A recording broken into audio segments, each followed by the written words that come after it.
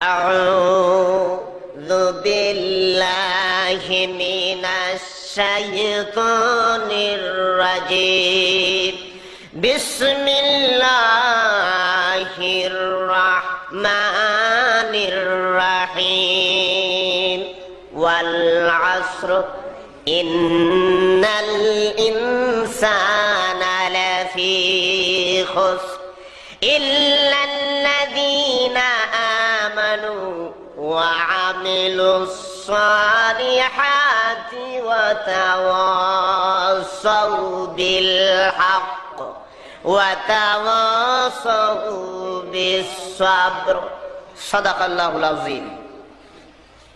আল্লাহ পাক বলছেন ওয়াল আসর, কালের শপথ, সময়ের শপথ, যুগের শপথ, জীবনের শপথ। ইন্নাল ইনসানা লাফি খুসর, নিশ্চয়ই মানুষেরা ক্ষতিতে আছে, ধ্বংসের রাস্তায় আছে, শয়তানের রাস্তায় আছে। ইল্লাল্লাযীনা আমানু ওয়া আমিলুস সালিহাত, কিন্তু কেবলমাত্র শুধুমাত্র মানব জাতির মধ্যে এই সংখ্যক মানুষগুলি ধ্বংসের রাস্তায় নাই, শয়তানের রাস্তায় নাই, যারা ঈমান এনেছে এবং নেক আমল করেছে। ওয়াতাওয়াসাউ বিল হক, সত্যের দাওয়াত দিয়েছে। ওয়াতাওয়াসাউ বিস সবর, এবং ধৈর্য ধরার উপদেশ দিয়েছে। আমরা কোরআনে কারীম থেকে সূরা আসর তেলাওয়াত করেছি। কোরআনে কারীমের 103 নাম্বার আমেরিকার নীতি আছে, কম ঘুরছে ওই রকমই ঘুরাতে হবে। এটা আমাদের বাংলাদেশ নয় যে একজন একভাবে আরেকজন আরেকভাবে বাংলাদেশ চালাবে, এইরকম নয়। তাদের একটা নীতি আছে, সারা বিশ্ব তারা। ওবামা তো বলেছিল যে রাজনীতি একটি ব্যবসা, রাজনীতি করে যে ব্যক্তি সফলতা লাভ করতে পারে না, সে তো সুফল বয়ে আনতে পারে না, সে দক্ষ রাজনৈতিক নয়। ঠিক কিনা জোরে বলেন? তো এই দিকে ইঙ্গিত করে দেখা যায় যে বুশ যেভাবে পৃথিবীতে নির্যাতন চালিয়েছিল, ওবামাও কিন্তু তার থেকে কম নয়।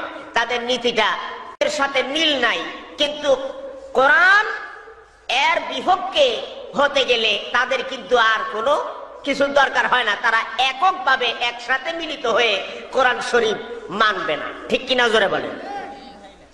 এইভাবে মক্কার জমিনে খুব নির্যাতন হচ্ছিল।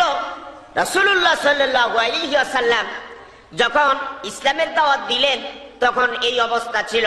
আল্লাহ তাআলা সূরাটা নাজিল করে জানিয়ে দিলেন যে তারা তাদের জীবনকে গুরুত্ব দিচ্ছে না। তারা বলতেছে এই জীবন আমাদের এমন একটা জীবন, শুধু দুনিয়ার জীবনটাই আমাদের জীবন। তারা বলেছে যে এমন জীবন আমরা পেয়েছি যে জীবনটা আমরা হাসি তামাশা ফুর্তি দিয়ে, আমাদের জীবনটা শেষ হয়ে গেলেই আমাদের জীবন শেষ, মৃত্যুর পরে আমরা আর জীবিত হব না। মুসলমানদের অবস্থা কি সেরকম যে আমরা মরে গেলে আর জিন্দা হব না? আমাদের নীতিটা কি? যে নীতিটা রাসূলুল্লাহ শিখাই দিয়েছেন। ঠিক কিনা জোরে বলেন? আমানতু বিল্লাহি ওয়া মালাইকাতিহি, ঈমান আনলাম আল্লাহর উপরে, ফেরেশতার উপরে, ওয়া কুতুবিহি এবং কিতাব সমূহের উপরে, ওয়া রুসুলিহি এবং তার রাসূলদের উপরে, ওয়াল ইয়াউমিল আখির আখিরাতের উপরে, ওয়াল কদরি এবং তাকদীরের বিশ্বাসের উপরে। তাকদীর যে আছে, ভাগ্য যে আছে, এটা কি আমরা বিশ্বাস করি কিনা? ঠিক কিনা? খাইরিহি ভালো, ওয়া শাররিহি এবং মন্দ, তাকদীরের ভালো মন্দ যা আছে এর উপরে বিশ্বাস করি মুসলমানেরা। ঠিক কিনা জোরে করেন? ওয়াল বাসি বাদাল মাউত, আর মৃত্যুর পরে আমরা একবার জীবিত হব। সুবহানাল্লাহ বলেন। মৃত্যুর পরে আমরা জীবিত হব। কিন্তু কাফেরেরা বলতো আমরা মরবো না। আইদা কুন্না ইযান ওয়া রুফাতান আইন্না লামাবউসুনা খালকান জাদীদা। ও মুহাম্মদ, বলো তো দেখি, আমরা যখন মরে যাব, আমাদের হাড্ডি গুড্ডি যখন মাটির সঙ্গে মিশে যাবে, যখন আমরা ধূলিসাৎ হয়ে যাব, তখন কি আবার তোমার আল্লাহ আমাদেরকে জিন্দা করতে পারবেন? মুহাম্মদ সাল্লাল্লাহু আলাইহি সাল্লাম তো এমন একজন বক্তা নন যে তিনি উত্তর দিতে পারবেন না। যেই বক্তার বক্তৃতা নিজের থেকে কোনো বক্তৃতা দেয় না, যা আল্লাহর পক্ষ থেকে আসে। কার পক্ষ থেকে আসে? জোরে বলেন। মা ইয়ানতিকু আনিল হাওয়া ইন হুয়া ইল্লা ওয়াহিয়ুন ইউহা। আমার নবী নিজের দিকে কোনো কথা বানায়া বলেন না। কাফেরদের সামনে আন্দাজে কথা বলা যায়? বলা যায় না। কাফের যারা, তারা তো সত্যের দাওয়াত জানেই না, আন্দাজে এলোমেলো বক্তৃতা দেওয়া যায়। কিন্তু আমার নবী, আপনার নবী, বিশ্ব নবী এলোমেলো কোনো বক্তৃতা দেন নাই। সুবহানাল্লাহ কোন। যা বলেছেন, আল্লাহ দিয়েছেন, সেটাই তিনি বলেছেন। ওয়ালাউ তাকাওয়ালা আলাইনা বাদাল আকাউইল, যদি তিনি বলতেন তাহলে তার ডান হাত আমি চেপে ধরতাম আর কণ্ঠনালী কেটে ফেলে দিতাম।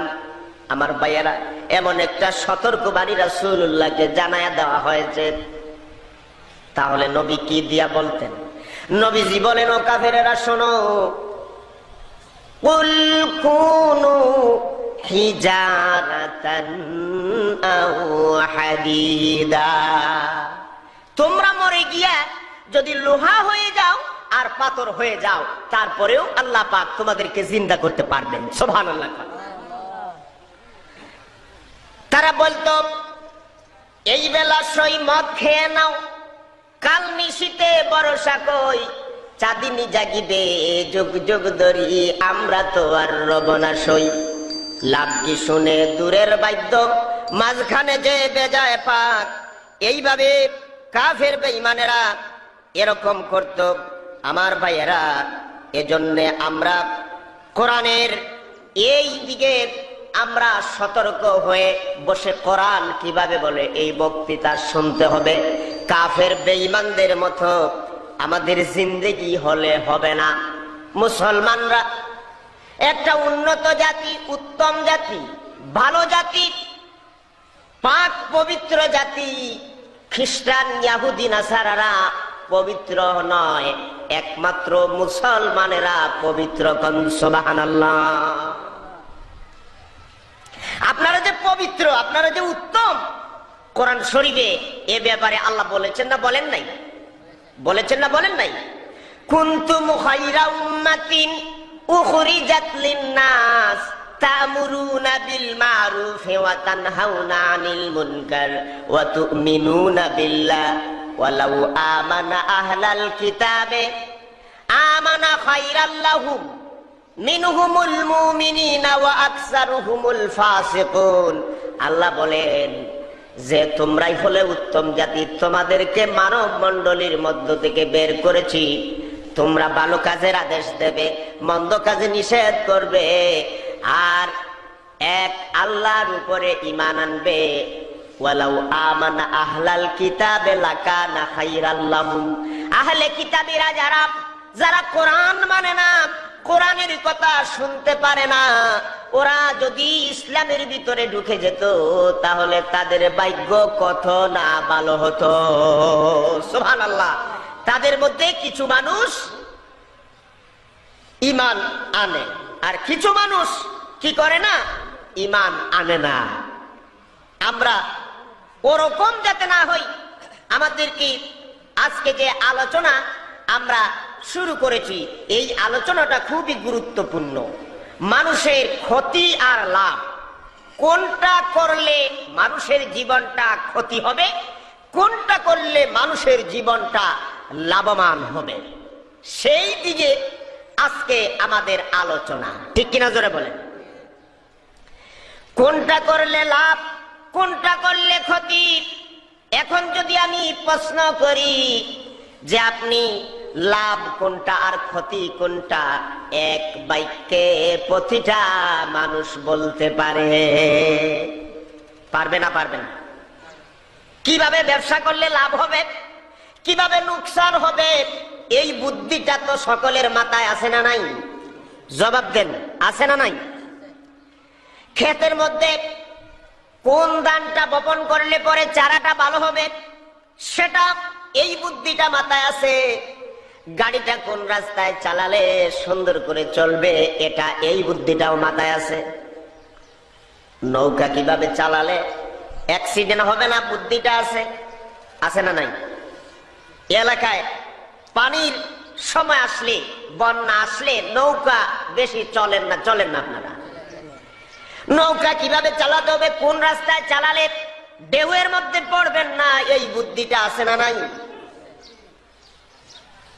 বাজারে কিভাবে যাবেন, যাওয়ার রাস্তাটা জানা আছে। পরিবারকে কিভাবে চালাবেন, সেই বুদ্ধিটাও আছে। কিভাবে ব্যবসা করলে লাভ হবে, পরিবার চলবে, সেই বুদ্ধিটা আছে। কিন্তু আমার ভাইয়েরা, একটা জিনিস মানুষেরা বুঝে না, যে তার জীবনটা কিভাবে পরিচালিত করলে লাভ হবে, এই জিনিসটা সে বুঝে না। কিভাবে বুঝে না? ইসলাম যেই যেই কথাগুলি বলেছে, এই কথাগুলি যদি কোন আল্লাহর বান্দা মানে, তাহলে কিন্তু তার জীবনটা লাভ। আর যদি ইসলাম যেই কথাগুলি নিষেধ করেছে, এইগুলি যদি আল্লাহর বান্দা মানে না, না মেনে যদি ওই কাজগুলি যদি পালন করে, তাহলে তার জীবনটা বিফল হয়ে যাবে, ক্ষতি হয়ে যাবে। ঠিক কিনা? যেমন ইসলাম বলেছে লাভের দিক, ইসলাম দেখালো, ইসলাম লাভের দিক দেখালো, যে ইসলামের ভিতরে দীক্ষিত হলে প্রথমে পবিত্র হতে হয়, নখ কাটতে হয়, চুল কাটতে হয়, চেহারা সুন্দর করে ভালো করে গোসল করতে হয়, পবিত্র হতে হয়, তারপরে নবীর হাতে অথবা সাহাবীর হাতে অথবা আলেম যারা আছে তাদের হাতে, যারা কোরআন জানে হাদিস জানে তাদের হাতে হাত মিলাইয়া পড়ো লা ইলাহা ইল্লাল্লাহু মুহাম্মাদুর রাসূলুল্লাহ। আমি সাক্ষ্য দিচ্ছি আল্লাহ ছাড়া কোনো মাবুদ নাই, ইলাহ নাই, মুহাম্মদ সাল্লাল্লাহু আলাইহি ওয়াসাল্লাম আল্লাহর রাসূল। মুহাম্মদ সাল্লাল্লাহু আলাইহি ওয়াসাল্লাম আল্লাহর রাসূল। এই কথা বলে, এই বাক্যটা বলে আপনি ইসলামের মধ্যে ঢুকলেন। ইসলাম বলে তুমি ইসলামের ভিতরে ঢুকেছ। এখন তোমার জীবন সফল হবে কিভাবে? প্রথমত তুমি নামাজ আদায় করো, ইল্লাল্লাযীনা আমানু, ঈমানের পরে তুমি নামাজ আদায় করো। ওয়া আমিলুস সালিহা, আয় আমলে সালেহ মানে হলো ওয়া আমিলুস সালিহা আই সালাহ, নামাজ। তাফসীরের ভিতরে রেখে নেক আমল হলো নামাজ। সবচেয়ে বড় আমলের নাম কি? জোরে কোন, জোরে কোন, নামাজ। এরপরে রোজা, হজ, যাকাত, ভালো কাজের আদেশ, মন্দ কাজে নিষেধ, এই কাজগুলি হলো ভালো। ইসলাম দেখাচ্ছে এই ভালোর দিকটা, আর মন্দর দিক হলো এমন সুন্দর করে কোরআনের ভিতরে আল্লাহ তাআলা বলেছেন, যারা ঈমানদার ওদেরকে আল্লাহ তাআলা বলেন ইয়া আইয়ুহাল্লাযীনা আমানু ইন্নামাল খামরু ওয়াল মাইসিরু ওয়াল আনসাবু ওয়াল আযলামু রিজসুম মিন আমালিশ শাইতানি ফাজতানিবুহু লাআল্লাকুম তুফলিহুন।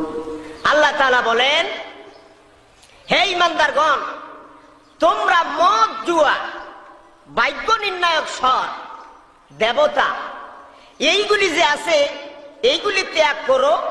আশা করা যায় তোমরা সফলতা লাভ করবে। লাআল্লাকুম তুফলিহুন, আশা করা যায় তোমরা সফলতা লাভ করবে। আশা করা যায় তোমাদের জীবনকে তোমরা জান্নাতি পরিবেশ দিয়ে পরিপূর্ণ করতে পারবে। সুবহানাল্লাহ বলেন। এখন এই ব্যাপারে কোরআনের মধ্যে ঈমানদারদের ব্যাপারে নির্দেশ এসেছে, মা আতাকুমুর রাসূল ফাখুযুহু ওয়া মা নাহাকুম আনহু ফান্তাহু।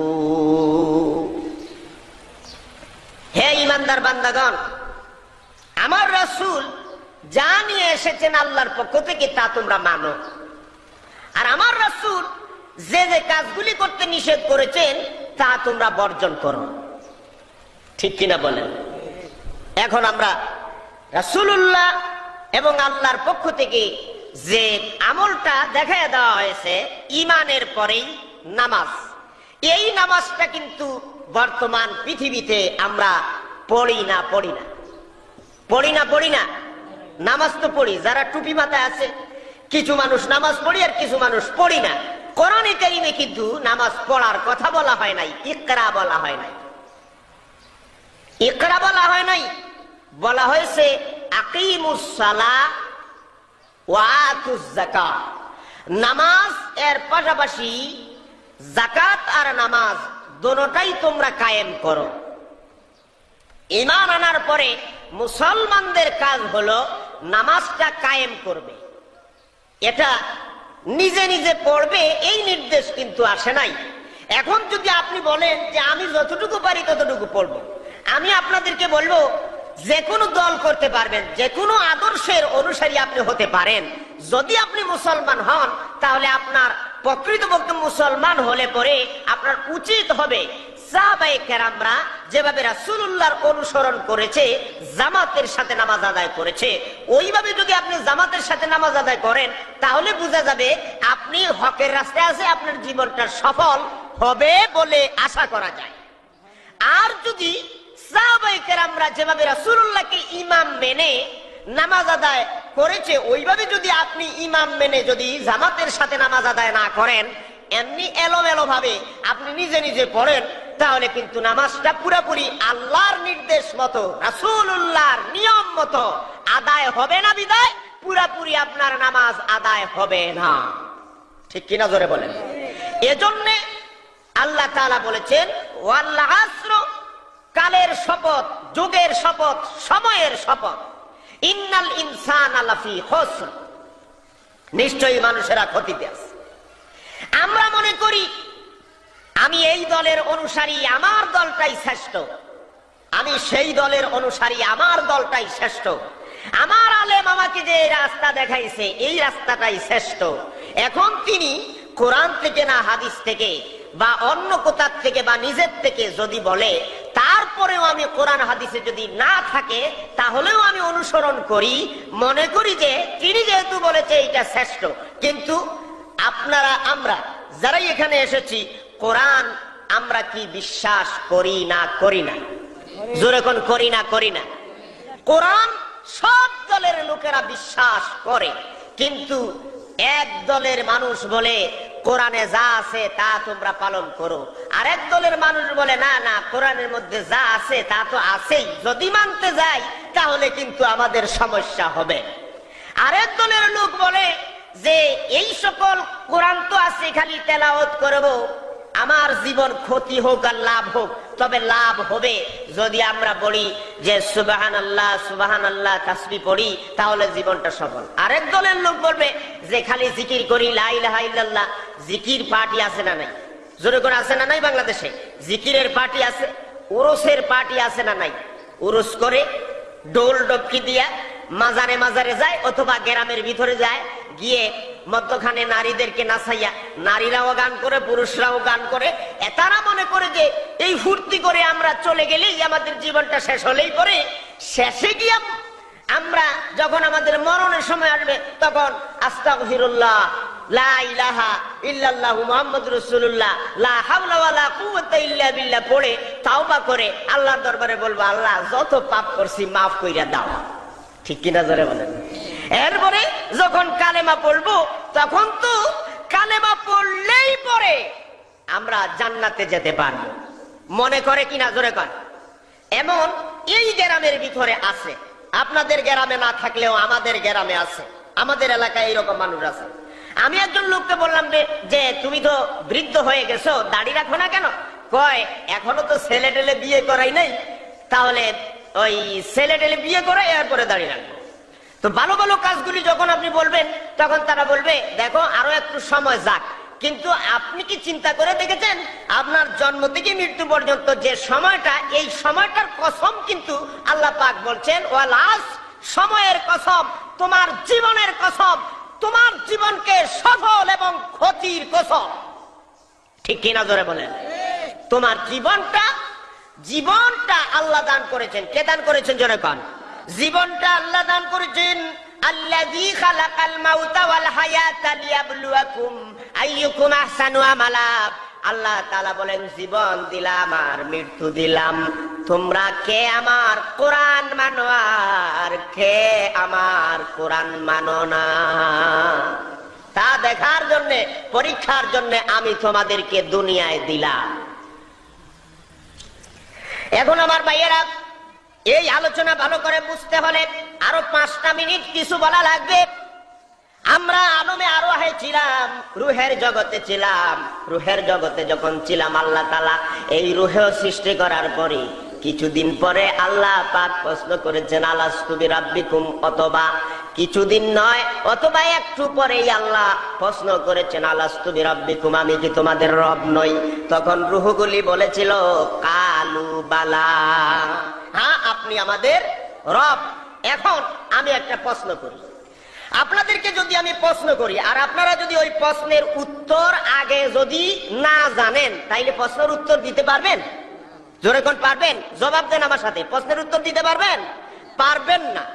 তাহলে আল্লাহ তো আলমে আরওয়াহে রুহের কাছে প্রশ্নের জবাব তিনি চেয়েছেন, আর রুহগুলি প্রশ্নের জবাব দিতে সক্ষম হয়েছে। ঠিক কিনা জোরে বলেন? এতে করে বোঝা যায় এই রুহগুলিকে সৃষ্টি করার পরে আল্লাহ পাক কোরআন পৃথিবীতে নাজিল করার আগে কোরআনের পরিচিতি, কোরআনের ব্যাখ্যা, কোরআনের তাফসীর সব রুহগুলিকে আল্লাহ পাক তার নিজের থেকে বলেছেন কোন, অতঃপর ফায়াকুন। এমনিতেই রুহগুলি কোরআনের আলোচনা বুঝতে পেরেছে আলমে আরওয়াহে। সুবহানাল্লাহ বলেন। এখন আল্লাহ তাআলা বিষয়টাকে লম্ব করে দিলেন। লম্বা করলেন কিভাবে? যখন আলমে আরওয়াহে রুহগুলিকে প্রশ্ন করা হয়েছিল আলাস্তু বিরাব্বিকুম, তখন কালু বালা বলার সাথে সাথেই আল্লাহ তাআলা দেখলেন যে এই রুহগুলির মধ্যে কোন রুহটা আমার প্রশ্নের জবাব আগে আগে দিতে সক্ষম হয়েছে। আশরাফুল আম্বিয়া সাইয়্যিদুল মুরসালিন মুহাম্মদ আরবি মুহাম্মদ রাসূলুল্লাহ, সবাই পড়েন সাল্লাল্লাহু আলাইহি ওয়াসাল্লাম। তিনি সক্ষম হয়েছেন আগে আগে আল্লাহর প্রশ্নের জবাব দিতে বুঝতে পেরেছেন, আল্লাহর কোরআন ভালো করে বুঝতে পেরেছেন। এই জন্য আল্লাহ বিষয়টাকে লম্বা করে দিয়েছেন, করে দিয়া সিদ্ধান্ত নিয়েছেন যে এই পৃথিবীতে তিনি মানুষ পাঠাবে। সুবহানাল্লাহ।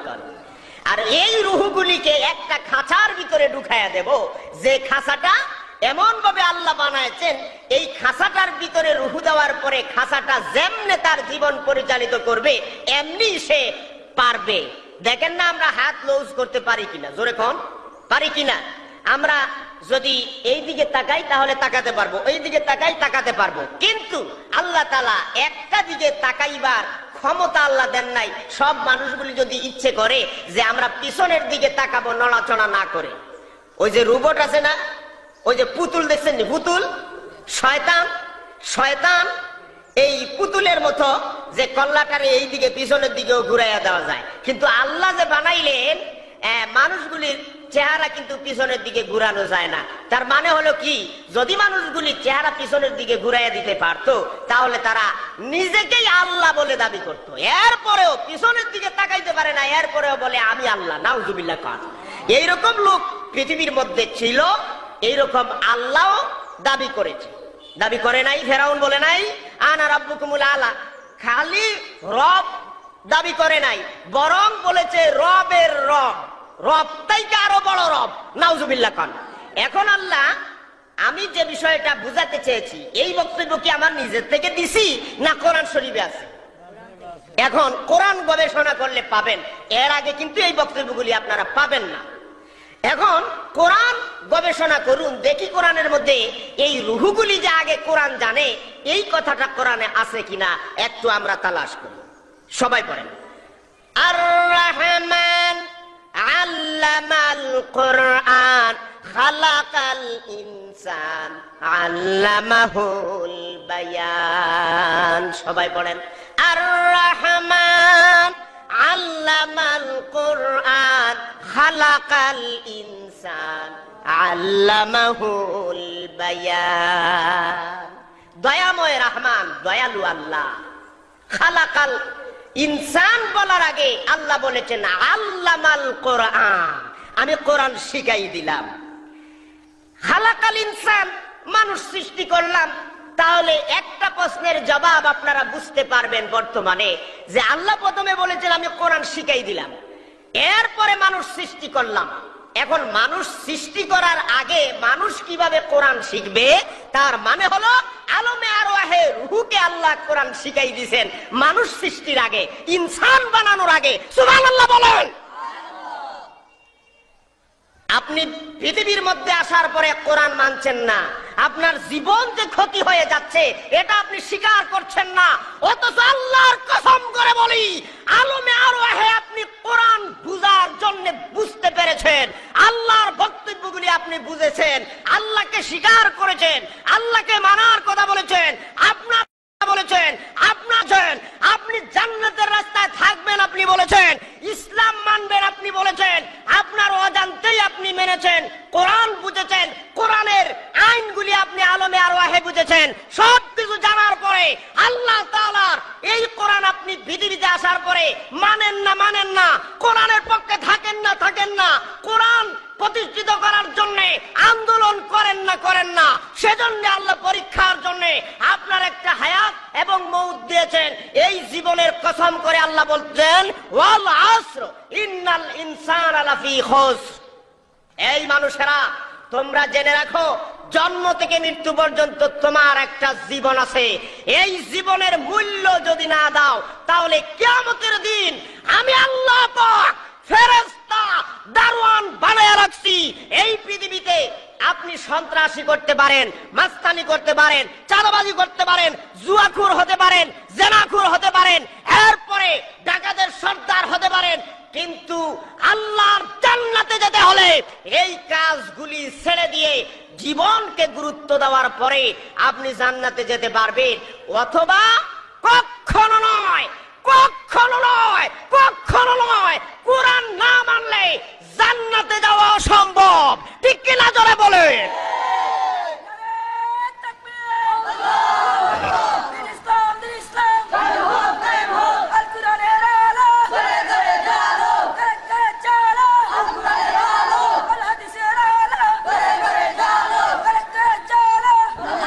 আমার ভাইয়েরা, কোরআন মানতে হবে মানার মতো।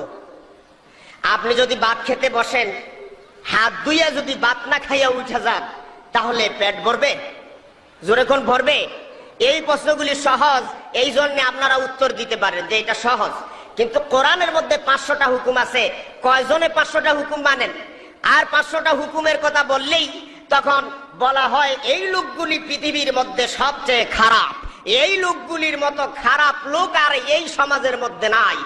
এই লোকগুলির ধরো, কল্লা জবাই করো, আর তাদেরকে পৃথিবী থেকে নিস্তেজ করে দাও, পৃথিবী থেকে বিদায় করে দাও। ঠিক কিনা জোরে বলেন। আরে ভাই, বিদায় করে দিতে পারবেন? আমাদের জীবন তো ছিল আলমে আরওয়াহে রূহের জগতে, আমাদের এই জীবন আছে, আল্লাহ তাআলা দুনিয়ায় দিছে। আমরা কখনো মরি না, আল্লাহ তাআলা দুনিয়ায় দিছেন, আমাদের হায়াত আর মউত দিছেন। এখানে এই হায়াত আর মউত একটা ব্রিজের মতো। এই যে কুশিয়ারা নদী ফাড়ি দিয়ে আসছি, কুশিয়ারার ওই পারে ছিলাম, এই পারে এসেছি। মনে করেন পৃথিবীটা এমন একটা পরীক্ষার জায়গা, এই যে পানির উপর দিয়ে নৌকা যোগে এসেছি, মনে করেন আপনার জীবনটা এরকম। যদি নৌকার মধ্যে এলোমেলো ভাবে দাঁড়ান তাহলে আপনি নিজেই মরবেন, আরো যাত্রী যারা আছে সকলকে নিয়ে আপনি এই বিশাল নদীর গহ্বরে চলে যেতে পারেন, জীবন শেষ করে দিতে পারেন। ঠিক কিনা জোরে বলেন। এজন্যে ওয়াল আসর, কালের শপথ। ও দুনিয়ার মানুষ, প্রত্যেকের গুরুত্ব দিয়ে শোনা প্রয়োজন। আপনার জীবন সফল করলে শুধু হবে না, আপনি যে সন্তান জন্ম দিয়েছেন তার জীবনটাও সফল করার প্রয়োজন। আপনার জীবন সফল হলো, কোরআন হাদিস দিয়ে আপনার জীবনকে রাঙিয়ে দিলেন। আর আপনার সন্তান যারা আছে তাদেরকে যদি, এই সন্তানগুলি যদি এই কোরআনের রাস্তায় যদি না থাকে, তাহলে এই সন্তানগুলি চুরি করবে, ডাকাতি করবে, জেনা করবে, ব্যভিচার করবে, হত্যা করবে, লুণ্ঠন করবে, মাস্তানি করবে, শয়তানি বদমাশিতে তার জীবনটা পরিপূর্ণ হবে। আপনি যখন মরে যাবেন, নেকি নিয়া, সওয়াব নিয়ে আপনি কবরের মধ্যে শুয়ে আছেন, জান্নাতের মধ্যে আপনি শুয়ে আছেন। হাদিসের মধ্যে আছে, যখন আল্লাহর বান্দা মারা যাবে তখন মৃত্যুবরণ করার পরে আপনাকে জান্নাতের বিছানা শোয়া দেওয়া হবে, জান্নাতের বিছানায়। সুবহানাল্লাহ। এই জান্নাতের বিছানায় শোয়া দেওয়া হবে, শুয়ে আছেন আর জান্নাতের আবহাওয়া আসতেছে, ঠান্ডা হাওয়া আসতেছে, আরাম করতেছেন। আপনার সন্তানগুলি, আপনার স্ত্রী আর আপনার সন্তান, আপনার আত্মীয় স্বজন যারা আছে সবাই সন্ত্রাসী করে, মাস্তানি করে, চুরি করে, ডাকাতি করে, জেনা করে, ব্যভিচার করে, হত্যা করে, লুণ্ঠন করে। আপনার করিবের মধ্যে 14 জনের ভিতরে, আপনার করিব আওলাদের মধ্যে 14 জন কোরআনে আছে না নাই? জোরে বলেন, করিব কজন? কয়জন? 14 জন। এই করিবের মধ্যে এই 14 জনকে আপনি সঠিক রাস্তায়, কোরআনের রাস্তায় আপনি রেখে গেছেন না, রেখে যান নাই। এই ব্যাপারে আপনার জান্নাতের বিছানায় শোয়া দেওয়া হবে। এরপরে আপনার ছেলে, আপনার মেয়ে, আপনার বউ যদি 2-3 জন থাকে, বর্তমানের মুসলমানেরা 2টা 3টা নয় 14টা 15টাও বিয়া করে, ঠিক কিনা? জোরে কন। বিয়া করতে ডাক খুব শখ লাগে, মজা লাগে। খালি এই রমণীর দিকে তাকানোর পরে আরেক রমণীর দূরা যারা আছে, সৌদি আরবে যারা আছে, তারা খালি বিয়ে করে, ঠিক কিনা? জোরে কর। খালি বিয়ে করে, কিন্তু বিয়ে করার জন্য আল্লাহ তাআলা দুনিয়ার মধ্যে পাঠান নাই।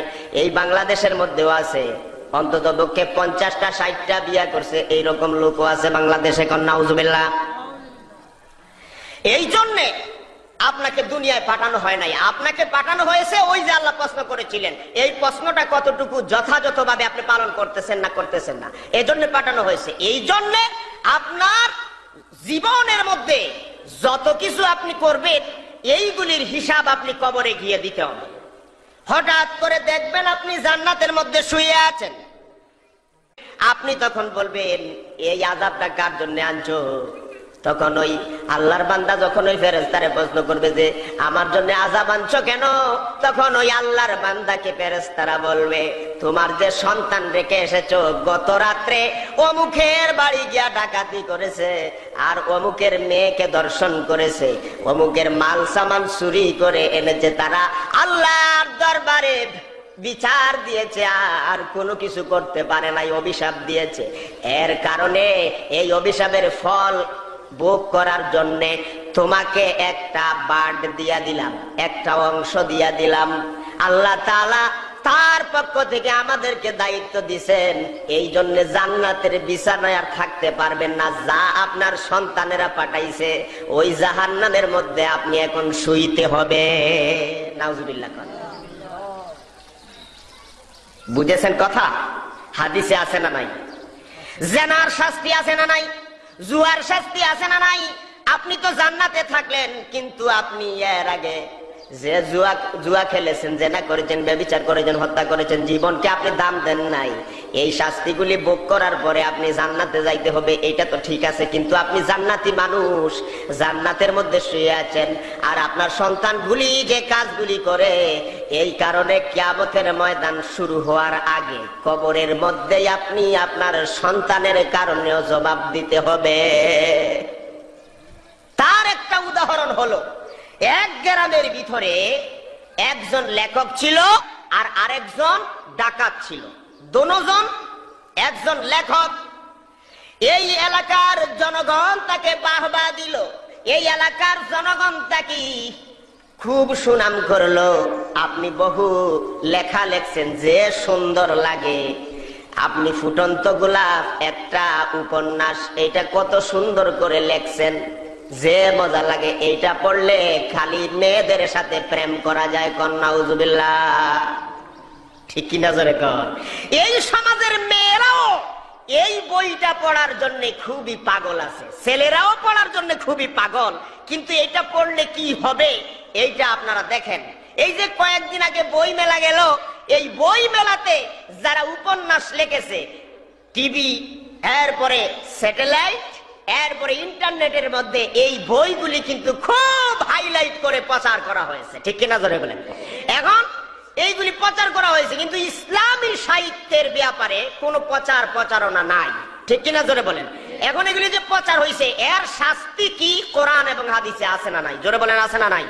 এখন প্রচার হয়েছে, প্রচার হওয়ার পরে বইগুলি বিক্রি হয়েছে, বিক্রি হওয়ার পরে একটা মেয়ে অথবা ছেলে খরিদ করে এনে পড়েছে, পড়ার পরে সে তার মনের মধ্যে এই চিন্তাটা জাগছে যে অমুকের ছেলে অমুকের সাথে প্রেম করব, ভালোবাসা করবো, নাউজুবিল্লাহ, জোরে বলেন নাউজুবিল্লাহ।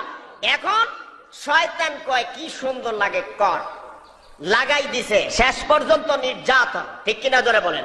এমনও ঘটনা ঘটেছে দেশের মধ্যে, ছেলে মেয়েকে নিয়ে উদাও হয়ে গেছে এবং শেষ পর্যন্ত এই মেয়েটাকেও আর পাওয়া যায় নাই, কর নাউজুবিল্লাহ, জোরে বলেন নাউজুবিল্লাহ। আমার ভাইয়েরা মাইকে এরকম করে কেন হঠাৎ করে? আমার ভাইয়েরা এইভাবে কেউ তার ছেলে হারাচ্ছে, কেউ তার মেয়ে হারাচ্ছে, ঠিক কিনা জোরে বলেন। হারাচ্ছে না হারাচ্ছে না? এখন এই উপন্যাস পড়ার কুফল কতটুকু, এই সূরা আসর এর ব্যাখ্যা হলো এই, লেখক বাহবা কুড়ালো, সম্মান কুড়ালো, ইজ্জত কুড়ালো, আর ডাকাত ডাকাতি করে শুধুমাত্র বদনাম কুড়ালো এলাকায়। যে এলাকায় সে ডাকাতি করে সুনাম অর্জন করে নাই, বরং কুনাম অর্জন করছে, এই ডাকাত চিন্তা করেছে যে আমি তো ডাকাতি করে আমার জীবনটারে ধ্বংস করে দিলাম, এখন যদি আল্লাহর রাস্তায় আমার একটা সন্তান দিতে পারি, হয়তো আল্লাহ পাক এর কারণে আমাকে বেহেশতে একদিন প্রবেশ করাবেন, সুবহানাল্লাহ বলেন। খুব খারাপ লোক। যে গল্পের হৃদয় গলে, এই কিতাবের ভিতরে একটি বর্ণনা আমি দেখেছি, যা আজকে আপনাদেরকে বলছি। এরপরে ডাকাত মরে গেল, জাহান্নামের মধ্যে জ্বলতেছে, তার ছেলে প্রতিদিন কোরআন পড়ে, প্রতিদিন হাদিস পড়ে, প্রতিদিন নামাজ পড়ে, প্রতিদিন রোজা আসলে রোজা রাখে, আল্লাহর রাস্তায় মানুষগুলিকে আহ্বান করে, ধৈর্য ধরার উপদেশ দেয়, ভালো কাজ করে, প্রতিদিন তার কাছে শুধু সওয়াব আর সওয়াব, কবরে শুয়া লেখা হচ্ছে, আর আযাবকে শুধু হালকা করা হচ্ছে। ওই ব্যক্তি হালকা আযাব দেখার পরে কয়েক গতকালকে আমার কঠিন আযাব দিয়েছো, আজকে হালকা হলো কেন? ওই ফেরেশতা বলে তোমার একটা সন্তান, ভালো একটা সন্তান পৃথিবীতে রেখে এসেছো, এই সন্তান প্রতিদিন কোরআন পড়ে, কোরআনের সওয়াবের কারণে তোমার জাহান্নামের আযাব হালকা করা হলো, সুবহানাল্লাহ। এই ছেলে নামাজ পড়ার কারণে একটা সওয়াব আপনাকে, সেটা আপনার আমলনামায় কিছু সওয়াব দেওয়া হয়েছে। এই ছেলেটা মাহফিলে গিয়েছে, মাহফিলে কোরআন বুঝাইছে, কোন সুবহানাল্লাহ। এইভাবে আপনার জাহান্নামের আগুন আল্লাহর হুকুমে আমরা হালকা করে দিলাম, সুবহানাল্লাহ বলেন। এই জন্য হালকা হয়ে গেল। যখন হালকা হতে হতে শেষ পর্যন্ত এই ছেলের সওয়াবের অংশ যেতে যেতে একদিন ফেরেশতারা এসে বলবে, ওগো আল্লাহর বান্দা, তুমি জাহান্নামের মধ্যে জ্বলতেছো, আল্লাহ হুকুম করেছেন আজকে তুমি জান্নাতের ভিতরে প্রবেশ করবে, সুবহানাল্লাহ। ওই আল্লাহর বান্দা বলবে, আয় আল্লাহ তাআলা, আমারে আবার দুনিয়ায় পাঠাইয়া দাও। আল্লাহ তাআলা বলবেন, আর দুনিয়ার ভিতরে পাঠানোর কোনো ব্যবস্থা নাই। কয় কেন নাই?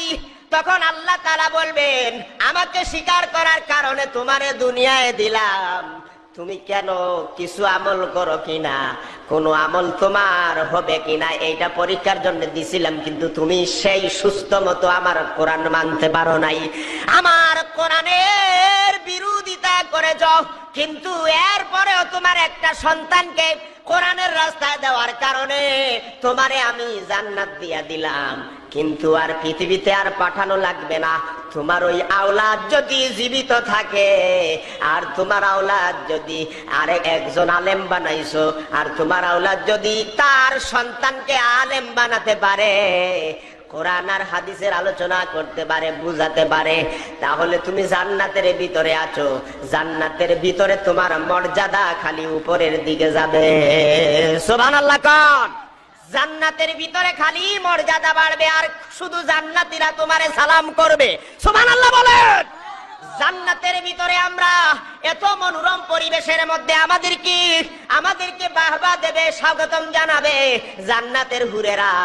এই আশা আমরা কারা কারা করি একটু হাত দেখি তো, হাত নামান। সবাই আশা করি তো? আজকের আলোচনা কোন দলের পক্ষে গেছে? কোন দলের পক্ষে যাইতেছে না, কোন দলের পক্ষে নয়। কোরআন এমন একটি কিতাব, কোন দলের পক্ষে কোরআন দাওয়াত দেয় নাই। কোরআন বলেছে সব ঐক্যবদ্ধ হইয়া দলাদলি কইর না পৃথিবীতে। ওয়াতাসিমু বিহাবলিল্লাহি জামিআন ওয়া লা তাফাররাকু। সবাই ঐক্যবদ্ধ হয়ে কোরআনের আলোচনাতে শরীক হয়ে যাও। সুবহানাল্লাহ। এখন ওই যে লেখক, কোন একজন সাহিত্যিক, কোন একজন লেখক যদি হয়, তাহলে তার সুনাম আছে না কুনাম? জোরে বল। কাজী নজরুলকে আপনারা ভালোবাসেন না বাসেন না? কাজী নজরুল, রবীন্দ্রনাথ গোল্ড মেডেল পেয়েছে, পুরস্কার পেয়েছে, ঠিক কিনা জোরে বলেন? সে একজন খুব ভালো মানুষ, কিন্তু মরে গেলে পরে এই লেখকের আবার খবর আছে, ঠিক কিনা জোরে বলেন? এখন আমার ভাইয়েরা, মূল ঘটনা হইল এই গ্রামের লেখক আর ডাকাত, এই দুইজনকেই একই কবরস্থানে মাটি দেওয়া হয়েছে। মাটি দেওয়ার পরে লেখক, তার আযাব হচ্ছে, লেখকেরও আযাব হচ্ছে। ওই তার সন্তানকে ভালো বাসা দিয়া, স্নেহ দিয়া, মমতা দিয়া থাকে যে কোরআনের জন্যে বিলাই সময়ে ওই লেখক জোরে জোরে হাত দিয়া বলতেছে, ভাই ও তো বল্টু মিয়া, আমার নাম সল্টু, তোমার নাম বল্টু, তুমি জান্নাতে চলে যাচ্ছ, কিন্তু আমি যে এখনো জাহান্নামের আগুনে জ্বলতেছি। তুমি কি আমল করেছো? আজকে ফেরেশতারা তোমার আযাবকে হালকা করে জান্নাতে নিয়ে যাচ্ছে। তখন ওই জান্নাতি, ওই ডাকাত ব্যক্তি তো জান্নাতের দিকে যাবে আর বলবে, ও আমার ভাই, তুমি শুধু লেখছো, খালি ভালোবাসার বইগুলি লেখছো। এই ভালোবাসার বইগুলি ছাপা হয়েছে। এই ছাপা হওয়ার পরে যতজন লোক এই বইগুলি পড়ে পড়ে শয়তানের রাস্তায় গেছে, এই লেখার কারণে, ওই রাস্তায় যাওয়ার কারণে আজকে শুধু পাপ হচ্ছে, তোমার আযাব খালি বেশি বেশি হচ্ছে। নাউযুবিল্লাহ। একজন লেখকের লেখনী পড়ে যদি কোন সন্তান, যুবতী আর যুবক যদি শয়তানের রাস্তায় পাড়া দেয়, তাহলে এই শয়তানের রাস্তায় গিয়ে শয়তানি বদমাশি করলে যতটুকু পাপ হয়, এই পাপের অংশ প্রত্যেকটা লেখক তার আমলনামার মধ্যে পাবে। নাউযুবিল্লাহ। এই জন্যে জাহান্নামের রাস্তা ত্যাগ করে এখনো সময় আছে। মুসলমানরা যাদের হায়াত আছে, এখনো সময় আছে। ভালো চিন্তা করতে হবে, ভালো ভালো আমল করতে হবে, মনটাকে কাজ দিতে হবে। মুনাফিকি, চুগলখড়ি, শয়তানি, বদমাশি ত্যাগ করে আমার জীবনকে গুরুত্ব দিতে হবে, যাতে করে আল্লাহ তাআলা আপনাকে, আমাকে যে গুরুত্ব দিয়েছেন, জীবন, হায়াত আর মউত আল্লাহ পাক আপনাকে আমাকে দিয়েছেন, এই হায়াত আর মউত যাতে আমাদের সফলতার দ্বার প্রান্তে নিয়ে যেতে পারে, আল্লাহ যাতে তৌফিক দান করুন। জোরে বলেন আমিন। আর জোরে বলেন আমিন। আমার ভাইয়েরা, আল্লাহ তাআলা আমাদেরকে জীবন আছে বিদায় একটা সুযোগ আমাদেরকে দিয়েছেন, ঠিক কিনা জোরে বলেন? জিকির করেন লা ইলাহা, আরো জোরে লা ইলাহা, সুবহানাল্লাহ ওয়ালহামদুলিল্লাহ, লা ইলাহা, সুবহানাল্লাহ ওয়ালহামদুলিল্লাহ, লা ইলাহা, সুবহানাল্লাহ ওয়ালহামদুলিল্লাহ লা ইলাহা সুবহানাল্লাহ ওয়ালহামদুলিল্লাহ লা ইলাহা ইল্লাল্লাহু মুহাম্মাদুর রাসূলুল্লাহ। আরো কিছু ব্যাখ্যা করি। আমার ছেলেকে সফল হলো, আমার ছেলেকে মন্ত্রী বানায় দিলাম, আমার ছেলেকে প্রধানমন্ত্রী বানায় দিলাম, মনে করলাম আমিও সফল, আমার আওলাদ সফল, আমার এলাকা সফল, আমার দেশ সফল, সব সফলতার দ্বার প্রান্তে পৌঁছে গেলাম। অথচ আপনি আমি যারা মুসলমান, মুসলমানরা ছেলেকে মেম্বার বানালে পরে আপনি নিজে দায়ী হলেন এবং আপনার সন্তানটাও দায়ী হলো। এই এলাকার ভিতরে যত হত্যা হবে, জুয়া খেলা হবে, জেনা হবে, ব্যভিচার হবে, লুণ্ঠন হবে, চুরি হবে, ডাকাতি হবে, কাটাকাটি হবে, মারামারি হবে, হত্যা হবে, জায়গা নিয়ে ঠেলাঠেলি হবে। আর আপনার ওই মেম্বার ছেড়ে যদি সমাধান যদি কোরআন আর হাদিস দিয়া যদি না দিতে পারে, তাহলে আল্লাহর কসম করে বলি এই মেম্বার হয়ে লাভ নাই। কিয়ামতের ময়দানে আল্লাহ রাব্বুল আলামিনের কোরআনে আয়াত আছে, এই মেম্বার কিয়ামতের ময়দানে এই মেম্বার গিয়া দাঁড়াইয়া আল্লাহর দরবারে এই কওমের ভিতরে যতজন লোক আছে, এলাকার ভিতরে যতজন লোক আছে, সকলের হিসাব তো দেওয়া লাগবে। তার পরিবার আর তার সংসারকে কিভাবে চালায়েছে এটাও সে আল্লাহর দরবারে জবাব দিতে হবে। এই জন্য আমার ভাইয়ারা, কোন একজন প্রকৃত মুসলমান মেম্বার হতে হলে সে চিন্তা করে, এমপি হতে হলে চিন্তা করে, মন্ত্রী হতে হলে চিন্তা করে, তারপরে রাষ্ট্রনায়ক হতে হলে চিন্তা করে। সারা বিশ্বের ভিতরে কোরআন আর হাদিসের দাওয়াত যদি দিতে না পারে তাহলে সে চিন্তা করে। এই জন্য পৃথিবীর বুকে একটা দল আছে, যেই দলের লোকেরা একজন সেক্রেটারি থেকে, একজন সভাপতি থেকে ধরে আমির যদি নির্বাচিত হয়, যেই আমির নির্বাচিত হয়, এই আমির বলে আমি যোগ্য নই, আমি যোগ্য নই, আমি যোগ্য নই, এটা আমি চালাতে পারবো না। কেন এই কথা বলে? কারণ সে কোরআন জানে আর হাদিস জানে, আল্লাহর দরবারে জবাব দিতে হবে। কোরআনের যদি দাওয়াত যদি দিতে না পারি, হাদিসের দাওয়াত যদি দিতে না পারি, আর কোরআনের কথা বলে যদি মানুষকে হেদায়েত দিতে না পারি, আল্লাহর নবী যেভাবে দাওয়াত দিয়েছেন এই দাওয়াতটা যদি সঠিকভাবে দিতে না পারি, তাহলে কিয়ামতের ময়দানে আল্লাহ আমাকে আসামি বানায় দিবেন। এই মেম্বার হওয়ার কারণে, সভাপতি হওয়ার কারণে, দলের সেক্রেটারি আর সভাপতি হওয়ার কারণে, দলের আমির হওয়ার কারণে কিয়ামতের ময়দানে আল্লাহ রাব্বুল আলামিন এই দলের ব্যাপারে প্রশ্ন করবেন, কোরআনের কতটুকু দাওয়াত দিয়েছো, না দলের পক্ষে কথা বলেছো, নিজের স্বার্থ হাসিল করেছো, এলাকার স্বার্থ হাসিল করো নাই, এলাকার সম্পদ এনে মেরে খেয়েছো, তোমার জীবনকে জীবন বলো নাই। তোমাকে যে আমি একটা হায়াত দিলাম, কালের শপথ, যুগের শপথ, তোমার হায়াতের শপথ, তোমার জীবনের শপথ, এই তোমার জীবনটাকে যে তুমি প্রকৃতপক্ষে গুরুত্ব দাও নাই। আজকে জন্ম থেকে মৃত্যু পর্যন্ত যা করেছো, যত আলোচনা করেছো, গোপনে করো আর প্রকাশ্যে করো, একবারে যত আলোচনা করেছো, যত বিরোধিতা করেছো, যে কাজগুলি করেছো, সব আমি আল্লাহ পাক আজকে তোমার সামনে দিয়ে দিলাম। চলো তোমার আমলনামা তুমি পড়ো। ইকরা কিতাবাকা কাফা বিনাফসিকাল ইয়াউমা আলাইকা হাসিবা। পড়ো তোমার কিতাব, যেই কিতাব তুমি নিজে পড়ার জন্য যথেষ্ট। সুবহানাল্লাহ। এই বক্তৃতার মধ্যে মিল আছে না নাই? বিষয় ভিত্তিক আলোচনা চলছে। সুবহানাল্লাহ কোন মিল হলো?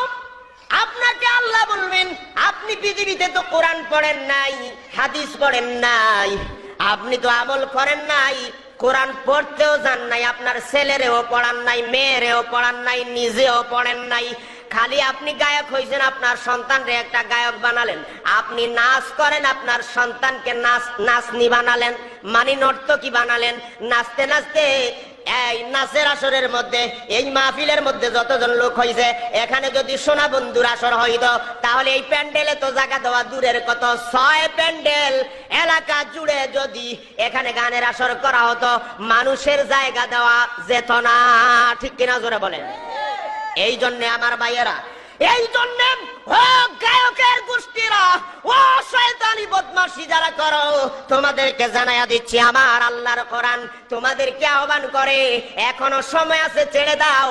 হায়াত থাকতে এখনো বুঝো, সময় থাকতে এখনো বুঝো। ওয়াল আসর ইন্নাল ইনসানা লাফি খুসর, নিশ্চয় আল্লাহ তাআলা বলেন নিশ্চয় মানুষ ক্ষতিতে আছে। ইল্লাল্লাযিনা আমানু, যদি ঈমান আনো, ওয়া আমিলুস সালিহাত, নেক আমল করো, ওয়া তাওয়াসাউ বিল হক, আর সত্যের প্রতি আহ্বান করো, ওয়া তাওয়াসাউ বিসওয়াব, এবং ধৈর্য ধরার কথা বলো, তাহলে দেখবা তোমার জীবন সফল হবে। এখন আমার ভাইয়ারা, মিল হলো কবরের মধ্যে যখন আপনাকে শোয়া দেওয়া হবে, তখন মুনকার নেকির দুইজন ফেরেশতা আসবে, বলবে মার রাব্বুকা ওয়া মা দীনুকা মান হাজার রাজুল। বাংলা ভাষায় করা হবে না, ফার্সিতে করা হবে না, হিন্দিতে করা হবে না, উর্দুতে করা হবে না, নাগরিতে করা হবে না। এক কথায় প্রশ্ন করা, প্রশ্নের জবাব আপনি কেমনে দিবেন?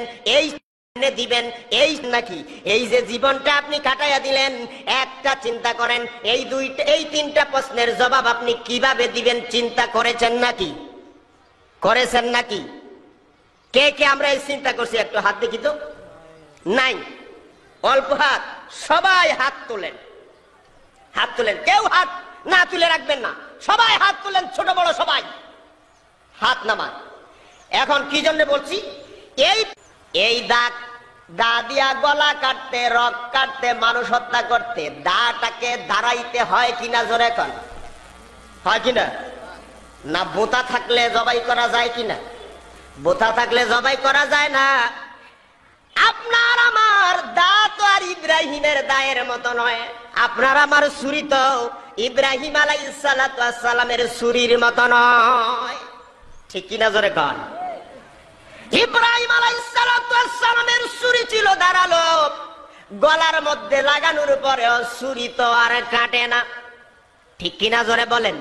ও মুসলমানেরা, ইব্রাহিমের ঈমানের মতো যদি ঈমান হয়, তাহলে ইব্রাহিম যেভাবে আল্লাহর পরীক্ষায় উত্তীর্ণ হয়ে পাশ করেছে, সফলতা অর্জন করেছে, এইভাবে প্রকৃত মুসলমানেরা সবাই ইব্রাহিমের মতো সফলতা লাভ করবে। জোরে বলেন সুবহানাল্লাহ। এই প্রশ্নের জবাব আপনারা শিখে ফেলবেন আলমে আরো আহে। আল্লাহ তাআলা এই প্রশ্নের জবাবটা, উত্তরটা আল্লাহ পরীক্ষার জন্য দুনিয়ার মধ্যে জায়গা করে দিলেন। এই বইটা পড়তে হবে, এই যে কোরআনে কারীম। আমরা ইসলাম নামক বিশ্ববিদ্যালয়ে ভর্তি হয়ে গেছি, লা ইলাহা ইল্লাল্লাহু মুহাম্মাদুর রাসূলুল্লাহ বলে ভর্তি হয়ে গেছি। এখন এই ইসলামের কিতাবটা হলো কোরআনে কারীম, এই বিশ্ববিদ্যালয়ের কিতাবটা হলো কোরআনে কারীম। কিন্তু মুসলমানেরা কয় ইংরেজি হলো আমাদের কিতাব, ফার্সি হলো আমাদের কিতাব, নাগরি হলো আমাদের কিতাব, জিন্দা বিস্তা আমাদের কিতাব। মাঝে মধ্যে কয় কিনা? জোরে বলেন। ইংরেজি শিখলে পরে মনে করে যে কিছু ইংরেজিতে যদি বলে হোয়াট ইজ ইওর নেম, তাহলে এই কথা যদি কইতে পারে, তাহলে গ্রামের মুরব্বী কয় দেখছো খাইছে সর্বনাশ, বল্টু মিয়ার ছেলে কি রকম ইংরেজি কয়। ঠিক কিনা? জোরে কন। আর যদি এই এলাকার মধ্যে যদি একটা লোক এসে মাদ্রাসায় পড়ার পরে যদি কয়, কিছুদিন পরে গ্রামের মধ্যে আসলো, যদি একজনে দেখে কয় মা ইসমুকা, আপনার নাম কি? কয় খাইছে সর্বনাশ। এই ছেলেটা একবারে এত মূর্খ হয়ে গেছে, আরবিতে কথা কয় দেখছো নি। ঠিক কিনা? জোরে কন। আরবিকে অবহেলা করা হয়, কোরআনকে অবহেলা করা হয়, নাউজুবিল্লাহি মিন যালিক। আমার ভাইয়েরা, কোরআনকে অবহেলা করলে আপনার জীবনটারেও আল্লাহ অবহেলা করবে। আল্লাহ তাআলা কোরআনে বলেন ওয়া মাকারু ওয়া মাকারাল্লাহু ওয়াল্লাহু খায়রুল মাকিরিন। তোমরা কোরআনের দলের মানুষের বিরোধিতা করতে চাও, আল্লাহ তোমাদের বিরোধিতা করবেন। আল্লাহ তাআলা এই মুসলমানদের মধ্যে অনেক দলে দলে বিভক্ত আছে কিনা? জোরে কন। যেই দলের ভিতরে যান, যদি কোন কোরআন মানেননি, কয় কি কোন মানি না, আমি 1 নম্বরে মানি। জিকিরের পার্টির কাছে যান, বলে কোরআন মাননি, কয় হ্যাঁ আমি মানি। এরপরে এই সিলেট অঞ্চলের মধ্যে আরো কয়েকটা দল আছে, যদি জিজ্ঞেস করেন যে কোরআন মানেননি, কয় কি কোন মানি না। প্রত্যেকদিন সকালে আমি তেলাওয়াত করি, এই তেলাওয়াত করার পরে অর্থ সহ করেননি, কয় অর্থ কইয়া লাভ কি? কোরআন পড়লেই তো সওয়াব হয়। অথচ রাসূলুল্লাহ সাল্লাল্লাহু আলাইহি সাল্লাম মদিনার মধ্যে সুফা নামক জায়গায় কোরআন তেলাওয়াত করাইছেন সাহাবীদেরকে, আর অর্থ সহ কোরআন তেলাওয়াত করাইছেন। কিন্তু বর্তমান মুসলমানেরা যেই জায়গায় মাদ্রাসা দেয়, খালি হাফিজি মাদ্রাসা করে, সেখানে হাফিজ বানায়, কিন্তু এই হাফেজেরা কোরআন শরীফ মুখস্থ করতে পারে কিন্তু কোরআন শরীফের অর্থ জানে না। আমার ভাইয়েরা, কানাইঘাটে একটা এলাকায় আমি মাহফিলে গিয়েছিলাম, সেখানে গিয়ে বলেছিলাম যে আপনারা এখনো পর্যন্ত কোরআন বুঝার জন্য কোনো ব্যবস্থা করেন নাই। আমার মুখের দিকে সবাই ছাইয়া আছে। কানাইঘাটে এত বড় আলেমদের জায়গা, আলেম নগরী, সেখানে গিয়া কথা কওয়া কিন্তু খুব হিসাব কইরা কোয়া লাগে, ঠিক কিনা জোরে কন? তবে আরেকটা কথা বলি, যেখানের মধ্যে হিসাব করা লাগে, নো রিস্ক নো গেইন, ঠিক কিনা? ইংরেজি বুঝেননি আপনারা? আবার আপনারা কইেন না মোল্লা বেটা আবার ইংরেজি জানি না, এরকম না, ইংরেজিও জানি আলহামদুলিল্লাহ কন। গ্রামের মধ্যে ইংলিশ কইলে আপনারা কইবেন খাইছে সর্বনাশ, কিছু বুঝবেন না, ঠিক কিনা জোরে বলেন?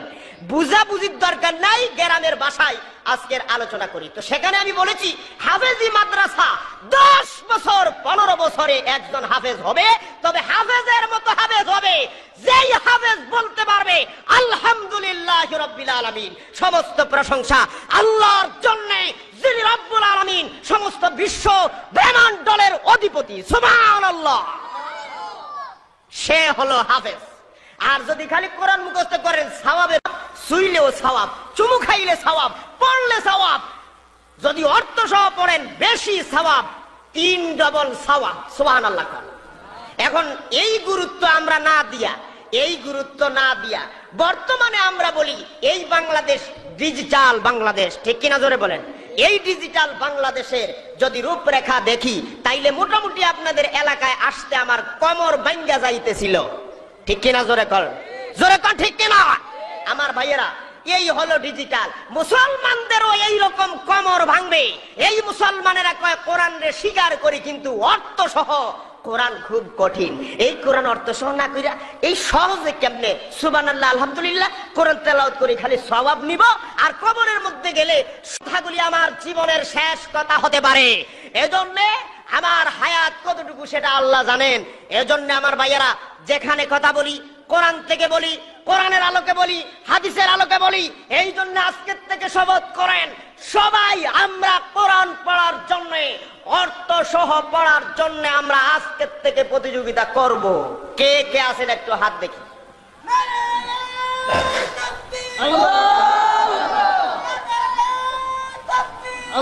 আলহামদুলিল্লাহ আলহামদুলিল্লাহ, হাত নামান। মুরব্বীর পক্ষ থেকে স্লোগান উঠেছে, যুবকেরা কি বসে রাখবেন না, তাকবীর দিবেন।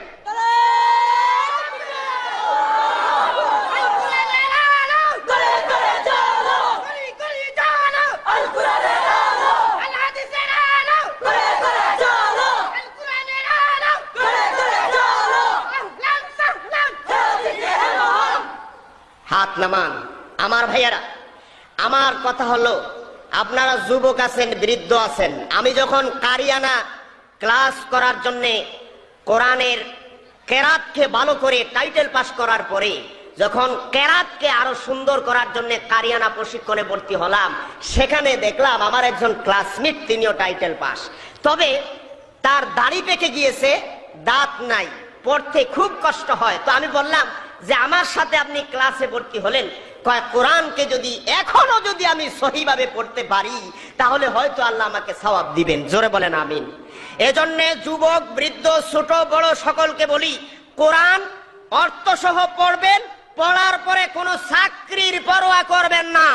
কোরআন অর্থ সহ পড়বেন, হাল চাষ করবেন, কোরআন অর্থ সহ শিখবেন, পানের দোকান দিয়ে খাবেন, এরপরে কোরআন শিখবেন। আল্লাহর কসম করে বলি, আল্লাহর জান্নাতে আপনার জায়গা হয়ে যাবে। এজন্য আমার ভাইয়েরা, কারণ এই জীবনটা হলো একটা সময়, ওয়াল আসর, কালের শপথ, সময়ের শপথ। এই সময়টা আল্লাহ বেঁধে দিয়েছেন, কতদিন পর্যন্ত আপনি দুনিয়া থাকবেন এটা আল্লাহ বেঁধে দিয়েছেন। যদি আপনি কোরআনের সাথে থাকেন, কোরআন আপনার ডাইনে বামে সম্মুখে পেছনে এসে, যখন আপনি একটা পাপ করে ফেলেছেন, শাস্তি দেওয়ার জন্য ফেরেশতা আসবে, বলবে এইটা তো ছোট শাস্তি, এইটা একটু ত্রুটি, এই তোমরা শাস্তি দিও না, এ তো কোরআনকে খুব ভালোবাসছে, কোরআন পড়েছে, সুবহানাল্লাহ কর, শাফাত করবে। শাফাত রাসূলুল্লাহ সাল্লাল্লাহু আলাইহি ওয়াসাল্লাম যে আপনাদেরকে আমাকে শাফাত করবে, বলেন তো দেখি, যারা কোরআনের জন্য শহীদ হয়েছে, রাসূলুল্লাহ কি তাদেরকে শাফাত করা লাগবে? জবাব নাই। খালি আন্দাজে খালি বক্তৃতা দিলে হবে না। কোরআনের জন্য যারা মাঠে ময়দানে শহীদ হয়ে যায়, আল্লাহর কসম করে বলি রাসূলুল্লাহ শাফাত করা লাগবে না। সরাসরি গিয়া দেখেন তারা জান্নাতে বসে আছে। সুবহানাল্লাহ কোন, তারা জান্নাতে চলে গেছে, তাদের জায়গা আল্লাহর জান্নাতে। সরাসরি রাসূলুল্লাহ শাফাত করা লাগবে না, কিন্তু শাফাত করা লাগবে যারা নামাজের মধ্যে ত্রুটি করছে, যারা ওযুর মধ্যে ত্রুটি করছে, যারা আমলের মধ্যে ত্রুটি করছে, কিন্তু তার সওয়াবও আছে, এরপরে পাপও আছে। সামান্য সওয়াব করলেই পরে জান্নাতে যাইতে পারে, আটকে আছে। রাসূলুল্লাহ বলবেন এই নামাজগুলি পড়ছে কিন্তু ভালো করে পড়তে পারে না, আল্লাহ আমার ওই উম্মতরে তুমি জান্নাতে দিয়া দাও। সুবহানাল্লাহ কোন। ও আবার মুসলমান ভাইয়েরা, আমাদের হায়াত আছে, মৌতিন। আমার ভাইয়েরা, আসর পর্যন্ত আমার বক্তৃতা শেষ হয়ে গেল একটা শব্দ বুঝাতে গিয়ে। আল্লাহ যাতে এই শব্দটা বুঝার তৌফিক দিন, বলেন আমিন। আমার ভাইয়েরা, আমার মুসলমান ভাইয়েরা, আমি আজকে আপনাদের সামনে বলছি, আপনাদের যারা মুরব্বী তাদের ছেলের বয়সী হব, যারা যুবক আমার বন্ধু হবেন, যারা ছোট বাচ্চা, ছোট ছোট দলের আলেমদেরকে আল্লাহ যাতে কোরআনের জন্য ঐক্যবদ্ধ করে দিন, বলেন আমিন। কোনো হিংসা নাই, কোনো নিন্দা নাই, সব আমরা মুসলমান। দাড়ি টুপি পাঞ্জাবি আমরা পড়ছি।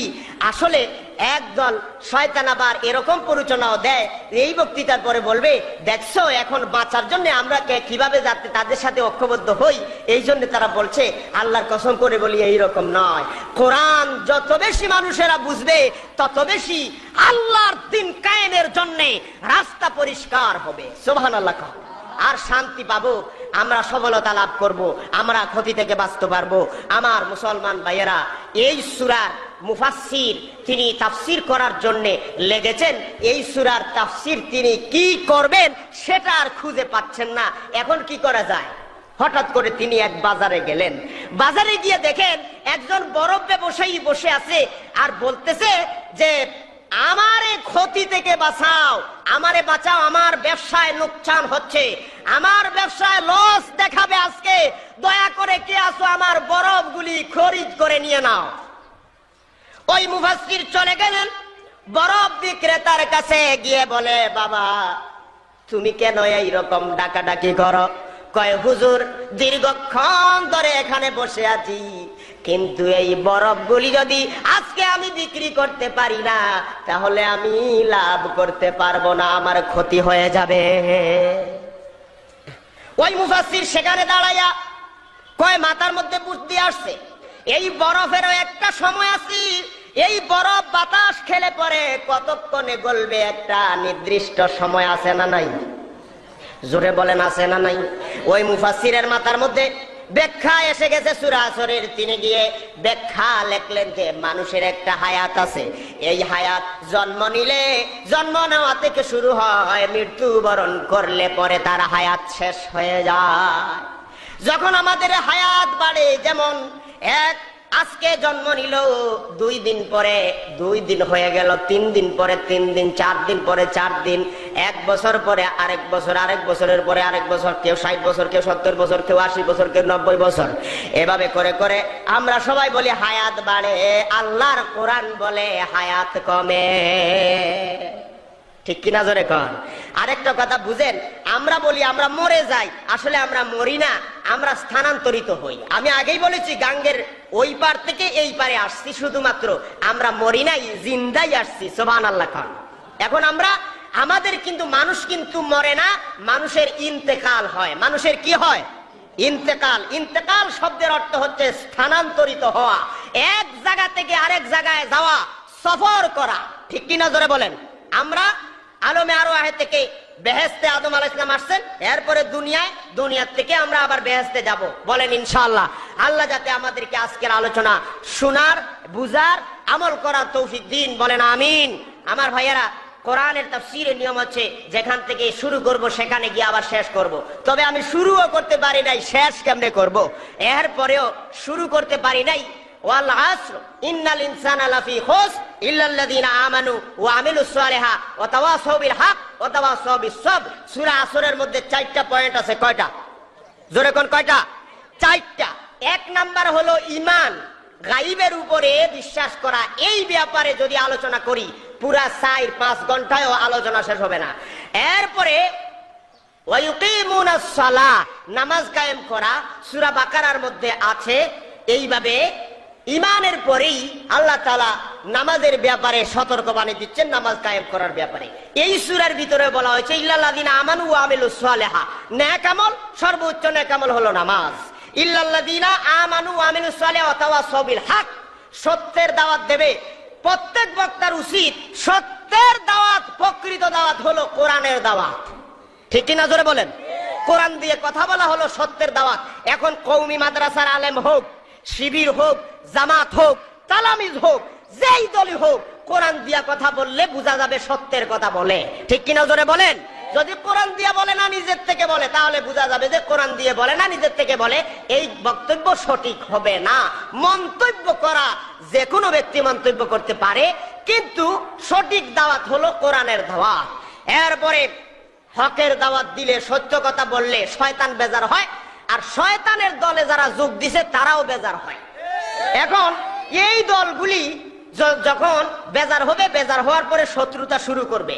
ওই যে ইব্রাহিমকে যখন আগুনে ফালাইতে পারে না, তখন দাড়িওয়ালা বড় মুরব্বী আইছে, কয় আপনার বাড়ি কই? আপনারে তো চিনি না। কয় কি কস মেয়া, এলাকার মধ্যে এমন ভাবে প্রচার হইছে আমি আর ওই এলাকায় থাকতে পারি নাই। আসলে এটা শয়তান এই এলাকায় আসিল। সে বলছে আমি বহু দূর থেকে আসছি, ইব্রাহিম রে আগুনে ফালাইতেছো কিভাবে এটা দেখার জন্য। কয় আমরা তো আগুনে ফালাইতে পারি না। কয় কি কও পারো না? আমার কাছে বুদ্ধি আছে। কয় কি কও?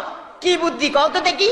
তখন সে বুদ্ধি দিল যে উলঙ্গ করো নারীদেরকে, দেখবা শয়তানের মতো দেখা যাইবে, ফেরেশতারা আর ওইখানে থাকবে না, মোটামুটি ফালাই দেওয়া যাবে আগুনের মধ্যে। ঠিক কিনা জোরে বলেন? তো এইভাবে যারা শয়তানের দলের, এরা কিন্তু শয়তানি বুদ্ধি অঙ্কন করে এই ইমানদার বান্দাদেরকে পেঁচের পাঁচের মধ্যে ফালাই দেওয়ার জন্য। ঠিক কিনা?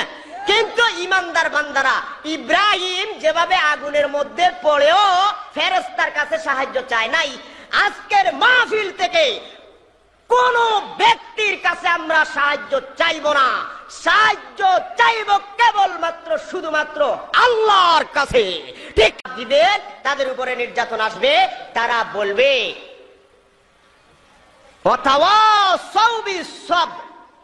আপনার উপরে কোন নির্যাতন আসে নাই, আরেক এলাকায় মুসলমান ভাইয়ের উপরে নির্যাতন আসছে, আপনি বলেন যে ধৈর্য ধরো, ইন্না মা'আল উসরি ইউসরা, কষ্টের পরে সুখ আছে। সুবহানাল্লাহ। আছে না নাই? জোরে বলেন আছে না নাই? কষ্টের পরে সুখ আসেনি না? আপনাদের এলাকায় দেখেন না, একজন গরিব লোক, আগের জামানাতে সন ছিল, সন চিনেননি? সন চিনেননি আপনারা? পাহাড়ে জঙ্গলে সন ছিল, ওইটা কেটে এনে বাঁশ দিয়ে ঘর বানানো হতো, অথবা বেড়া দিতেন, এইদিকে শিয়াল যুক্ত, এইদিকে বাইর হইতো। ঠিক কিনা জোরে বলেন? কিন্তু এই এলাকায় এমনও মানুষ আছে আস্তে আস্তে ধনী হয়ে গেছে, টাকা দিছে না দেয় নাই, আল্লাহ দিছেন না দেয় নাই, সম্পদ আল্লাহর কাছে আছে। এই সূরা আসরের তাফসীর এইখানেই তো, কষ্টের পরে সুখ আছে। এই যে সংঘটা এখানে তাফসীরের আয়োজন করেছেন, আজকে আপনারা আলোচনা শুনেছেন, আগামী বছরও হবে, এর পরের বছরও হবে, যদি আল্লাহ তাআলা তৌফিক দেন। এই মাহফিলটা যাতে কায়েম থাকে, বলেন আমিন। তবে আমি আপনাদেরকে বলি, আপনারা এই মাহফিলে সাহায্য সহযোগিতা করবেন। এখন আমি আপনাদের কাছে আবেদন রাখবো, আপনারা আলোচনা শুনেছেন, মাহফিলের জন্য নিজের ইচ্ছায় কে কত দিবেন লেখাতে পারেন। এখানে আল ইখওয়ান হলো, ইখওয়ান এমন একটা সংগঠন, যে সংগঠন কোরআন বুঝার জন্য মানুষকে একটা সেমিনার করে বুঝাবার জন্য একটা সেমিনারের উপহার দিয়েছে। তাদেরকে কি আপনারা সহযোগিতা করবেন না? কে কে করবেন একটু হাত দেখি তো। যারা যারা দিবেন হাত তুলেন, আর যারা দিবেন না বসে থাকেন, সমস্যা নাই। সুবহানাল্লাহ ওয়ালহামদুলিল্লাহ লা ইলাহা। আরেকজনে 200 টাকা দিয়েছেন, আল্লাহ যাতে উনার সকলের দানকে কবুল করুন, বলেন আমিন। জিকির করেন লা ইলাহা সুবহানাল্লাহ ওয়ালহামদুলিল্লাহ লা ইলাহা সুবহানাল্লাহ ওয়ালহামদুলিল্লাহ লা ইলাহা ইল্লাল্লাহু মুহাম্মাদুর রাসূল। তাগফির লানা ওয়া তারহামনা লানাকুনান্না মিনাল খাসিরিন। রব্বুল আলামিন সূরা আসর থেকে একটা শব্দ নিয়ে আল্লাহ তোমার মুসলমান বান্দাদের উদ্দেশ্যে আজকে কোরআন বুঝাবার জন্য বসেছি। আল্লাহ গো, নিজে তো কোরআনের আলোচনা বুঝি না, মানুষকে কিভাবে বুঝাবো? আল্লাহ তাআলা দয়া করে যতটুকু বুঝার তৌফিক দিয়েছো, আল্লাহ ভুল ত্রুটি যা হয়েছে আল্লাহ তুমি মাফ কইরা দাও।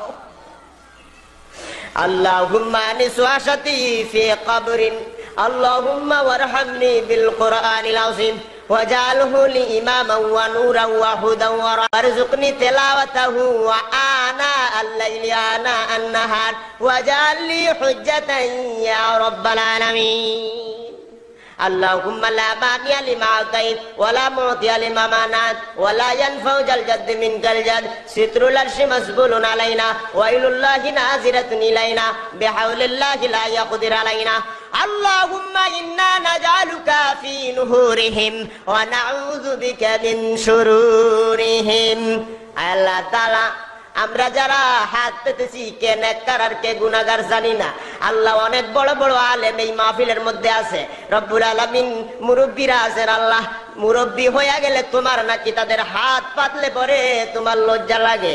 আল্লাহ গো, দয়া করে সকল মুরব্বীদের হাতের দিকে ছায়া, আল্লাহ গো নেককার মানুষের হাতের দিকে ছায়া। আল্লাহ নেক আমলের কারণে আজকের দোয়া তুমি কবুল আর মঞ্জুর ফরমাও। আয় আল্লাহ তাআলা, আমরা মুসলমান দল আর বেদল, আল্লাহ যারা দল করি যারা দল করি না, আল্লাহ এক এক দল এক এক ভাবে চিন্তা করে। মেহেরবানি করে আল্লাহ কোরআনের ক্ষেত্রে আল্লাহ সকলেই একক চিন্তা করার তৌফিক দিয়া দাও। কাটাকাটি মারামারি হানাহানি থেকে আমাদের বাঁচাও রব্বুল আলামিন। আমাদের সংসার, আমাদের পরিবার, আয় আল্লাহ তাআলা বিবি আল বাচ্চা যারা আছে সকলকে আল্লাহ তুমি শান্তি আনায়াত ফরমাও রব্বুল আলামিন। নামাজি বানায়া দাও, ইমানদার বানায়া দাও, হর সময় সিরাতুল মুস্তাকিম পথে চলার তৌফিক দাও রব্বুল আলামিন। এই এলাকা থেকে যারা বিদেশে গিয়েছেন হালাল ব্যবসা করার তৌফিক দাও, হালাল রুজির তৌফিক দাও। হায় আল্লাহ, সহি সালামতে থাকার তৌফিক দাও। যারা বিদেশ থেকে আসবেন আল্লাহ সহি সালামতে আসার তৌফিক দাও রব্বুল আলামিন। মেহেরবানি করে যারা অসুস্থ আছেন সুস্থতা দান করো।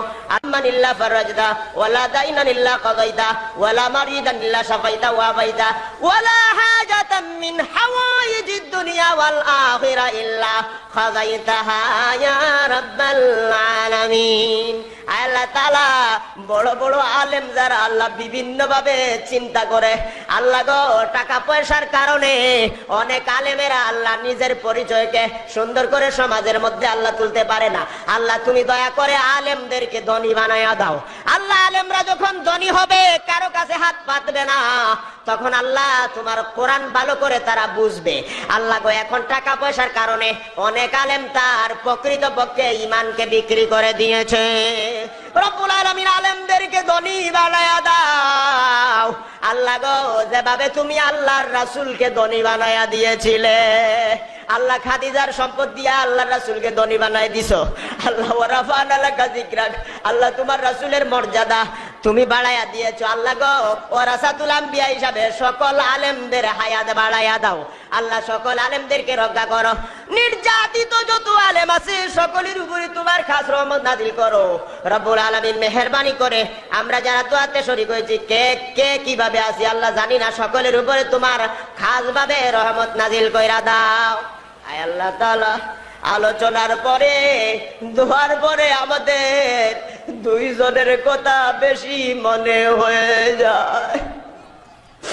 আমাদের মা বাপ যারা দুনিয়ায় নাই, বাবা বীর কবর গুলি জান্নাতের টুকরা বানায়া দাও রব্বির হামহুমা কামা রাব্বায়ানি সগীরা। সবাই বলেন রব্বির হামহুমা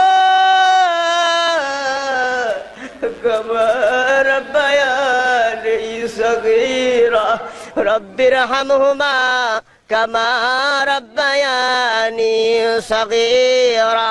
بفضل سبحان ربك رب العزة عما يصفون وسلام على المرسلين والحمد لله رب العالمين وجعل آخر كلامنا عند الموت لا إله إلا الله محمد رسول الله.